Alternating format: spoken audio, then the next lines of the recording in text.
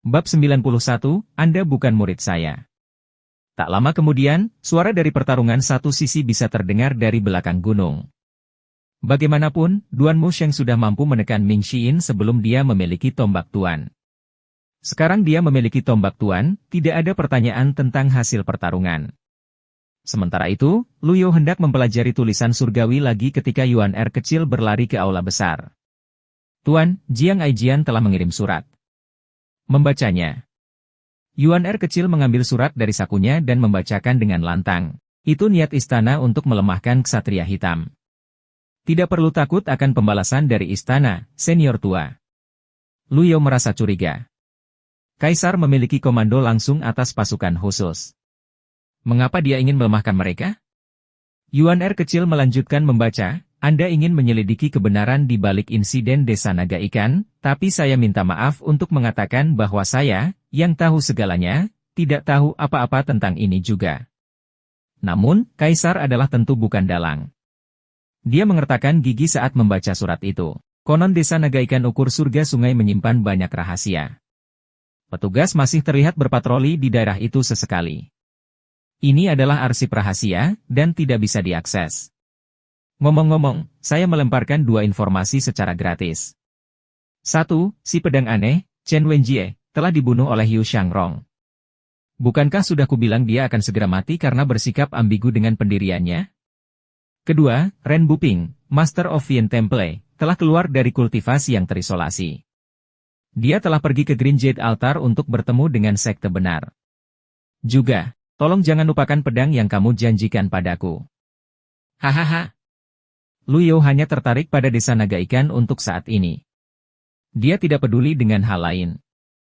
Dia curiga dengan informasi yang dia dengar. Ada petugas yang berpatroli di Desa Naga Ikan Sungai Ukur Surga bahkan sekarang? Jika Jiang Aijian menyebut detail kecil seperti itu sebagai rahasia besar, semuanya jelas lebih rumit daripada yang terlihat. Petugas berpatroli di daerah itu? Yuan Er kecil melihat gurunya tenggelam dalam pikirannya. Dia ingin berbicara tetapi tidak berani. Luyo mendongak dan melihat Yuan Er menelan kata-katanya, jadi dia bertanya, apakah ada yang lain? Tuan, jika aku memberitahumu, kau tidak boleh menyalahkanku. Yuan Er kecil memeluk lengan Luyo, mencoba bertingkah seperti anak manja. Jika itu di masa lalu, dia tidak akan berani melakukan ini. Ini adalah tanda yang jelas bahwa Luyo telah mengubah Yuan Er kecil dan memiliki pengaruh atas dirinya. Aku akan perlahan mengajarinya. Aku hanya berharap dia tidak salah jalan di masa depan. Luyo menggelengkan kepalanya. Apa yang saya pikirkan? Ketika Yuan Er kecil melihat tuannya menggelengkan kepalanya, dia berkata dengan penuh semangat, aku tahu kamu tidak akan menyalahkanku, Tuan. Aku juga ingin senjata tingkat surga. Sesuatu seperti tombak Tuan. Aku ingin yang besar dan agung senjata. Luyo memukul kepala Yuan Er kecil sebelum dia menegur, berapa kali saya harus memberitahu Anda bahwa basis kultivasi Anda terlalu lemah untuk menangani senjata tingkat surga. Kami akan membicarakan hal ini ketika Anda berada di Naschen. Alam kesengsaraan ketuhanan. Betulkah? Saya selalu menepati kata-kata saya. Yuan Er kecil terkikik dan berkata, MHM. Aku akan segera menerobos kerana kesengsaraan divinity yang baru lahir. Dibandingkan dengan murid-murid Lu Zhou lainnya, kesetiaan Yuan kecil adalah yang tertinggi. Dia juga sering berada di sisinya. Secara alami, dia berharap basis kultivasinya lebih tinggi. Sebelum basis budidayanya dipulihkan, Little Yuan Er adalah kekuatan terbesarnya. Dia tidak berpengalaman dalam urusan duniawi dan naif. Dibandingkan dengan murid lainnya, dia jauh lebih mudah untuk dididik. Ketika Luyo memikirkan murid-muridnya, dia menginginkan Dewan Misi untuk muncul. Misi utamanya masih untuk mendisiplinkan para penjahat ini. Poin loyalitas Duan Musheng, Ming Xiyin, dan Zhao Yu tidak terlalu buruk. Dia masih bisa mengatasi kesulitan mendisiplinkan mereka. Masalahnya terletak pada mereka yang telah meninggalkan pavilion langit jahat. Kesulitan itu tampaknya tidak dapat diatasi bagi mereka yang telah pergi. Basis budidaya Old Egg adalah yang terendah sehingga tidak perlu terlalu khawatir. Dia hanya mengandalkan monikernya, Raja Jahat, untuk mengintimidasi orang-orang di jalanan. Intimidasinya bekerja dengan sangat baik karena dia adalah murid dari Evil Sky Pavilion. Pertama tua, Yu Zhenghai, kedua tua, Yu Shangrong, dan ketujuh tua, Si Wuya, Ketiganya adalah orang-orang yang membuat Luyo pusing. Tidak hanya mereka memiliki senjata tingkat surga yang menakutkan, tetapi basis kultivasi mereka juga sangat dalam. Apalagi mereka tidak sendiri. Mereka memiliki pembantu yang sekuat Ksatria Hitam. Memikirkan hal ini, dia mendapati dirinya kehilangan kartu formulir puncak Jitian Dao. Jika saya memiliki kartu bentuk puncak yang tak terhitung jumlahnya, saya dapat tanpa rasa takut menjelajahi tanah. Master Pavilion, Yao Jifeng masuk saat ini. Dia menangkupkan kedua tangannya dan berkata, Tuan ke-6, maksudku, Ye Tianxin sudah bangun. Dia ingin bertemu denganmu. Ye Tianxin dipenjara di Pavilion Selatan. Tanpa perintah Luyo, tidak ada yang berani mengeluarkannya. Bahkan pembudidaya wanita dari Fat Moon Palace tidak berani melakukan hal seperti itu. Golden Chord Mountain kekurangan tenaga baru-baru ini, dan mereka digunakan sebagai pekerja umum. Para pembudidaya wanita melakukan tugas-tugas ini dengan sukarela juga. Itu adalah pilihan yang jauh lebih baik daripada terkurung di gua refleksi yang dingin. Aku menolak, kata Luyo dingin. Dimengerti. Yao Jifeng menangkupkan kedua tangannya dan pergi. Dengan janji tuannya, Yuaner kecil tiba-tiba termotivasi untuk bekerja keras sehingga dia pergi untuk berkultivasi juga. Ketika Luyo melihat bahwa dia akhirnya sendirian, dia fokus untuk memahami tulisan surgawi.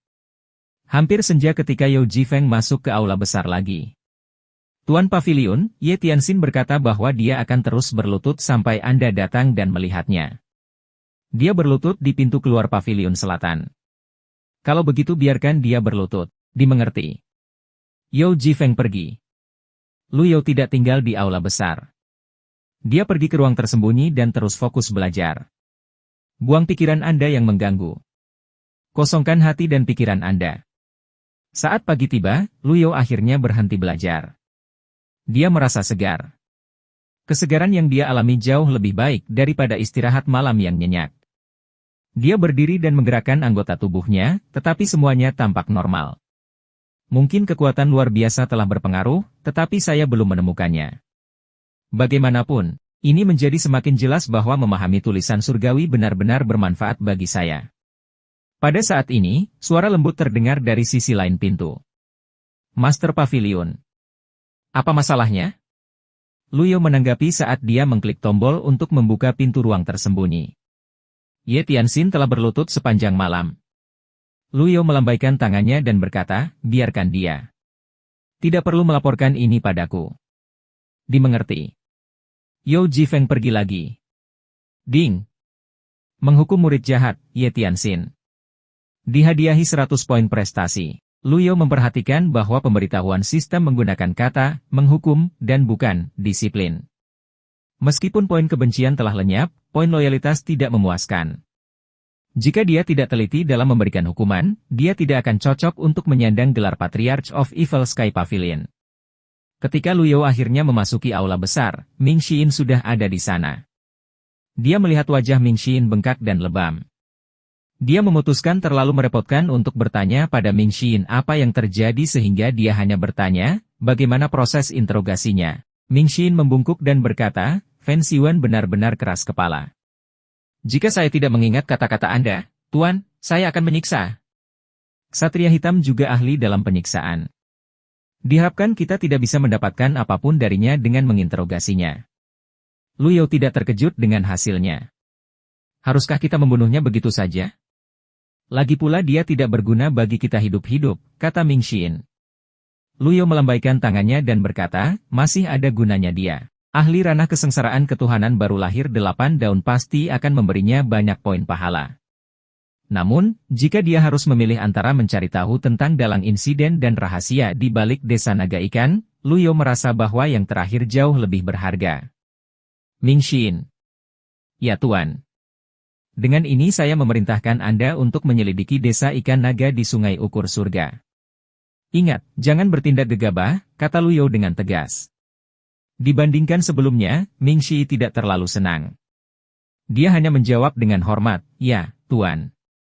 Awalnya, Luyo ingin meminjamkannya sebuah tunggangan, tetapi dia pikir itu akan terlalu mencolok dan menarik terlalu banyak perhatian. Karena itulah, dia menepis gagasan tersebut. Ming Xiyin adalah kultivator alam kesengsaraan baru lahir.